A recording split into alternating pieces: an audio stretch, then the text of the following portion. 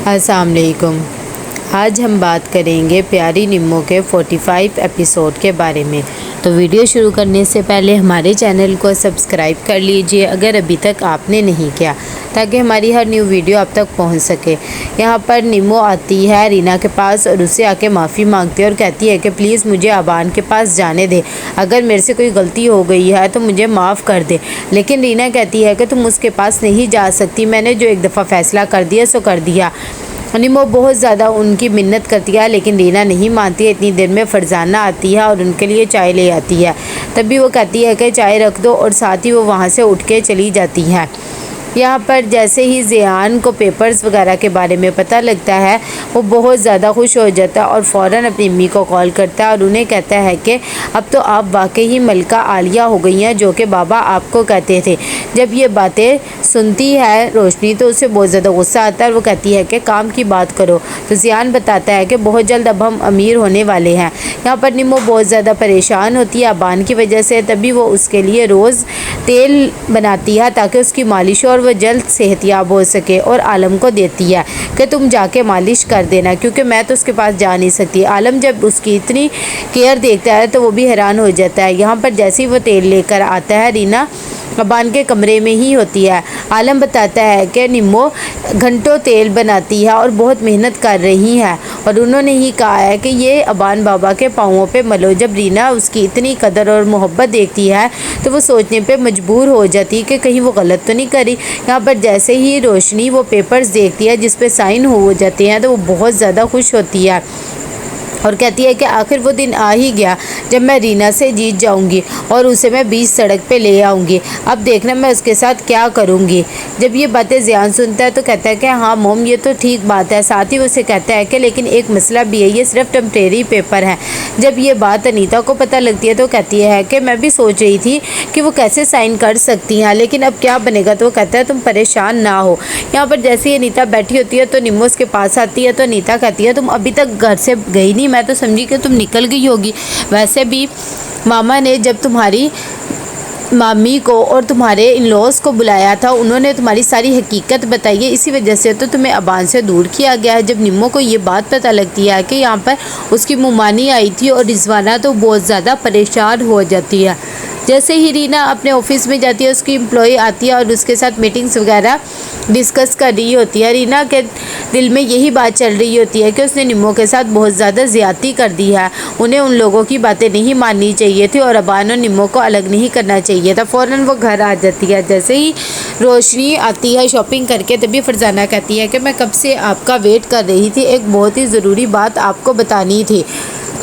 जब ये बात अनीता सुनती है तो कहती है कि हाँ, अब तुम हमारा वेट करोगी, आखिर ऐसी भी क्या बात आ गई थी जो तुमने इतना वेट किया। तो कहती है कि बड़ी बीबी ने निम्मो और अबान बाबा को एक दूसरे से मिला दिया है। जब ये बात रोशनी को पता लगती है तो उसे बहुत ज़्यादा गुस्सा आता है और वो कहती है मैं थोड़ी देर के लिए बाहर क्या चली गई, ये सब कुछ हो गया, तुम फिक्र ना करो, मैं सब कुछ हैंडल कर लूँगी।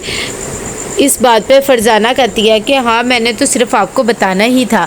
यहाँ पर रोशनी फ़ौरन रीना के कमरे में जाती है और कहती भाभी मैं ये क्या सुन रही हूँ, आपने निम्मो को अबान के कमरे में भेज दिया। आपको पता तो है वो मनूस लड़की है, उसके साए कैसे हैं। हमारा अबान अभी तो ठीक हो रहा है, फिर से आपने ये सब कर दिया। रीना उसे समझाती है और कहती है कि ऐसा नहीं है, मुझे तो अपनी गलती पे बहुत अफसोस हो रहा है कि मैंने निम्मो के साथ इतनी ज़्यादती की और दूसरों की बातों पे भरोसा किया, जबकि ऐसा नहीं है। यहाँ पर जैसे ही निम्मो कमरे में जाती है तो अबान उससे बहुत ज़्यादा नाराज़ होता है और कहता है तुमने मोम की बात मान ली। निम्मो कहती है कि वो मेरी बड़ी थी, मैं उनकी बात माननी चाहिए थी ना।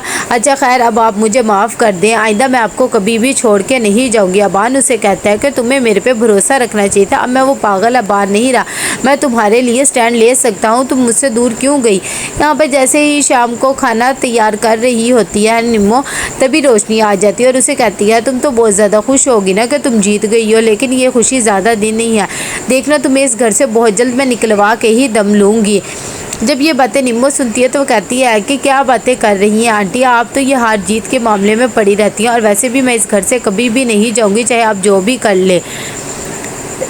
अनीता आती है और आके ज़ियान को बताती है कि उसने अपने पापा को भी बता दिया है कि अब हम अमीर होने वाले और ये सब कुछ तुम्हारे नाम हो जाएगा।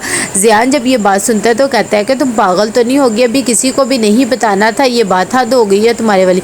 तो वो कहती है अच्छा मैं तुमसे एक बात करना चाहती हूँ, मैं ऑफिस ज्वाइन करना चाहती हूँ, प्लीज़ तुम आंटी से बात करो। ज़ियान कहता है मुझे किसी से बात करने की ज़रूरत नहीं, तुम ऑफिस ज्वाइन कर लेना। यहाँ पर अबान भी ठीक हो जाता है और वो भी ऑफिस के लिए तैयार होता है, जबकि निम्मो उसे बिल्कुल भी भेजना नहीं चाहती, फिर भी अबान की ज़िद के आगे वो हार जाती है। सब नीचे उतर रहे होते हैं कि इतनी देर में रोशनी देखती है तो कहती है अबान कहाँ जा रहा है, तो निम्मो कहती है कि अब ये भी ऑफिस जाया करेंगे आज से। रोशनी कहती है कि हद हो गई, तुमने फिर से उसे बाहर भेज दिया, जबकि बाहर की दुनिया उसके लिए ठीक नहीं है। अबान भी कहता है कि नहीं मोम ऐसी बात नहीं है।